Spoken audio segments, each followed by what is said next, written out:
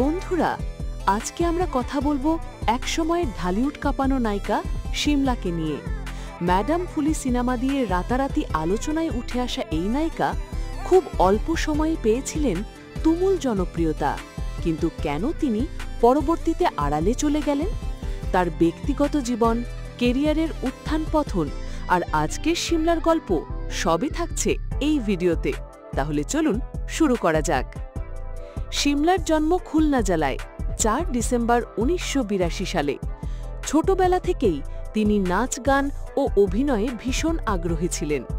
School college জীবনে বিভিন্ন সাংস্কৃতিক অনুষ্ঠানে অংশ নিতেন এবং সবার দৃষ্টি আকর্ষণ করতেন। তার সৌন্দর্য ও প্রতিভা নজরে আসে পরিচালকদের, আর সেখান থেকে ঢাকায় চলচ্চিত্রে আসার সুযোগ তৈরি হয়। ১৯৯৯ সালে শিমলা কাজী হায়াত পরিচালিত ম্যাডাম ফুলি সিনেমায় অভিনয় করেন।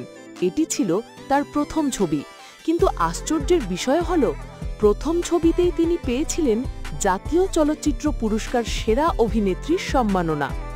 এই ছবির মাধ্যমে তিনি প্রমাণ করেছিলেন তিনি কেবল একজন নায়িকা নন, বরং একজন শক্তিশালী অভিনেত্রী।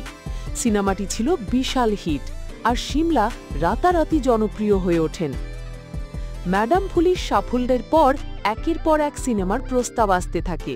তিনি কাজ করেছেন আম্মাজান, চুরির ভাঙন, ধর, বীর পুরুষ, জঙ্গলি, যজকবর সহ আরও অনেক ছবিতে। তার অভিনয় দর্শকদের মনে দাগ কাটত, কারণ তিনি চরিত্রে সত্যি প্রাণ সঞ্চার করতে পারতেন। অনেক সময় তিনি সাহসী ও ব্যতিক্রমী চরিত্রেও অভিনয় করেছেন, যা অন্য নায়িকারা করতে চাইতেন না। সেই সময় তাকে বলা হতো ঢাকাই সিনেমার সম্ভাবনাময়ী নায়িকা। শিমলার ক্যারিয়ারের মতো তার ব্যক্তিগত জীবনেও আলোচনার কেন্দ্রবিন্দু ছিল। ২০১৮ সালের মার্চে তিনি বিয়ে করেছিলেন পলাশ আহমেদ নামে এক ব্যক্তিকে, কিন্তু সেই সংসারটিকে ছিল মাত্র ৮ মাস। একই বছরের নভেম্বরেই ঘটে যায় তাদের বিচ্ছেদ। পরে জানা যায় পলাশ মানসিকভাবে অস্থির ছিলেন, আর সেই কারণে দাম্পত্য জীবন সুখের হয়নি। দুর্ভাগ্যজনকভাবে বিচ্ছেদের কিছুদিন পর ২০১৯ সালে পলাশ জড়িয়ে পড়েন একটি বিমান অপহরণের ঘটনায়, আর কমান্ডো অভিযানে তিনি নিহত হন। এই ঘটনা তখন পুরো দেশ জুড়ে ব্যাপক আলোচনার জন্ম দেয়। শিমলা তখন সংবাদ মাধ্যমে জানান তিনি অনেক আগেই পলাশকে তালাক দিয়েছিলেন এবং ওই ঘটনার সঙ্গে তার কোনো সম্পৃক্ততা নেই। এই দুঃখজনক অভিজ্ঞতা তার ব্যক্তিগত জীবনে গভীর প্রভাব ফেলেছিল। দীর্ঘ কেরিয়ারে শিমলা ১৯৯৯ থেকে ২০১৭ পর্যন্ত নিয়মিত কাজ করেছেন, কিন্তু ধীরে ধীরে তিনি চলচ্চিত্র থেকে আড়ালে চলে যান। বর্তমানে তিনি মিডিয়া বা চলচ্চিত্রে তেমনভাবে সক্রিয় নন। ব্যক্তিগত জীবন তিনি বেশ গোপন রাখেন, তাই তিনি এখন কোথায় আছেন বা কি করছেন সে বিষয়ে প্রকাশ্যে খুব বেশি তথ্য নেই। তবে ভক্তদের কাছে তিনি এখনও ম্যাডাম ফুলি হিসেবেই স্মরণীয় হয়ে আছেন। শিমলা প্রমাণ করেছেন একজন নায়িকা কেবল গ্ল্যামার দিয়েই নয়, বরং অভিনয়ের দক্ষতা দিয়েও দর্শকের মন জয় করতে পারেন।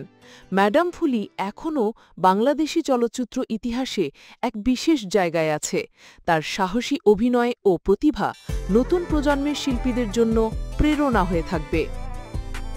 বন্ধুরা, এভাবেই একসময়ের ঢালিউড কাঁপানো নায়িকা শিমলা আমাদের মাঝে চিরস্মরণীয় হয়ে রইলেন।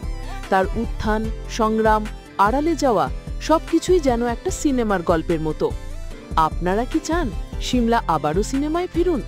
কমেন্টে জানাতে ভুলবেন না। ভিডিওটি ভালো লাগলে লাইক, শেয়ার আর সাবস্ক্রাইব করতে অবশ্যই মনে রাখবেন। আজকের মতো এখানেই শেষ। সবাই ভালো থাকবেন।